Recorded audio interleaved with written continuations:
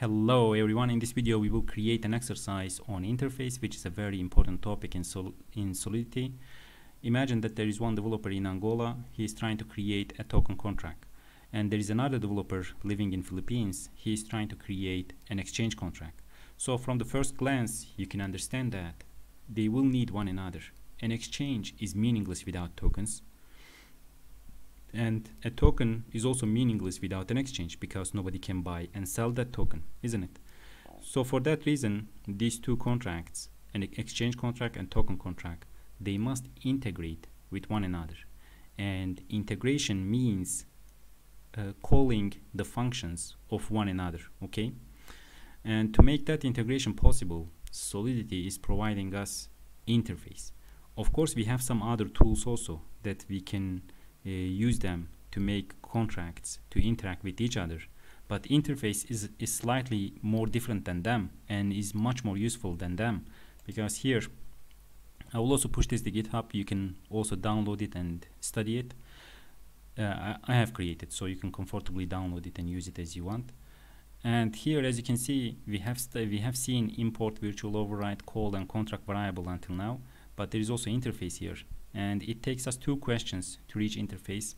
First is that if we want to change the state of the target contract, and if we say yes, then we come to the second question.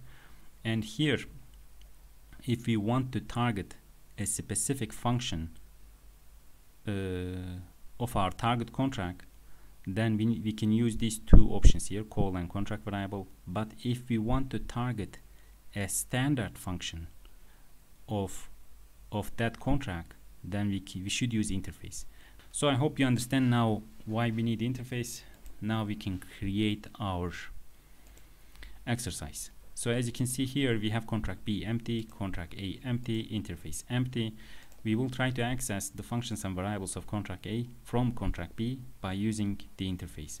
For that reason, first let's put a string and a function here. The string is very simple. Actually, it's a city name, Cizre, in my hometown, and this function is changing the value of this city. Okay, it's as simple as that.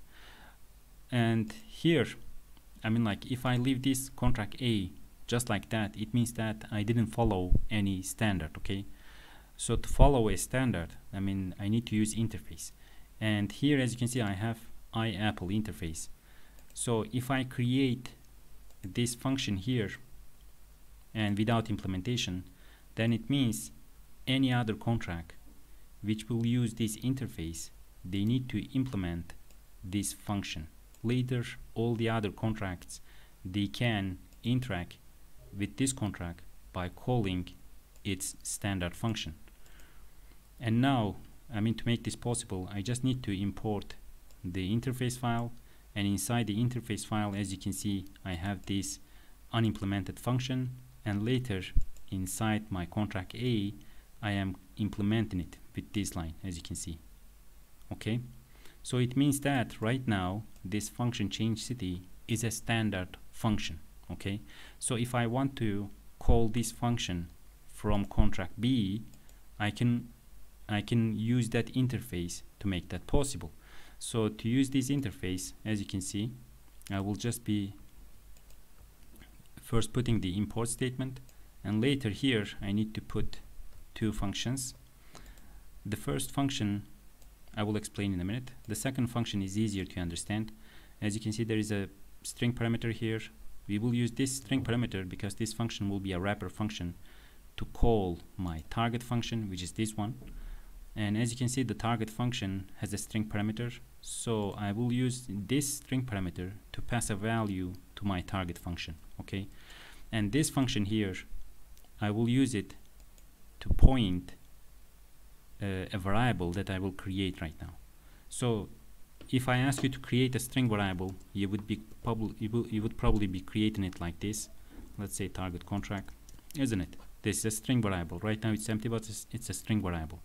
But for this exercise, we must create a variable which is the type of this interface. Okay, so for that reason, we will say IApple public target contract. But if I leave it like that, again, it will be meaningless because it will be zero address. So to make this variable meaningful, I need to point it to the address of contract A. So if I point this variable to the address of contract A, it means that I can call the functions, I mean this standard function, inside contract A.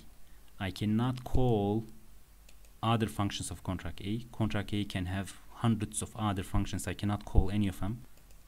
So it became a little long, I know, but this is a very important topic actually. I mean, if you understand it, then it will make your life easier as a Solidity developer.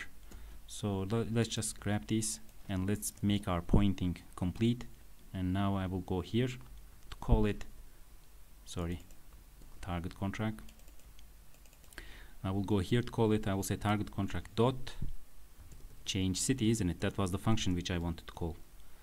And I will grab it here, paste it, and this completes our exercise. And by the way, I forgot to mention, to create an interface file, you need to start with the interface keyword, and as a convention, you need to say I and then the capital the capital file name. Okay. And let's deploy contract A, and let's deploy contract B.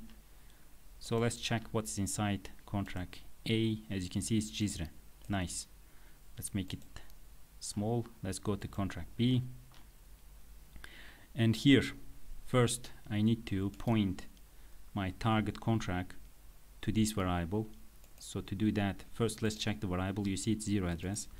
Now let's paste it. Just copy this contract A address, paste it here, and then call the assign contract. And now let's check. You see, now this variable can call the standard functions of contract A.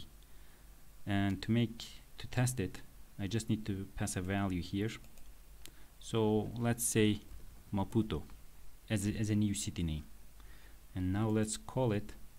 And now let's go to contract A to see if everything was fine. So contract A, before it was Jizre. Now if I check it, you see it became Maputo. So that's how you can use an interface, and see you next time. Bye bye.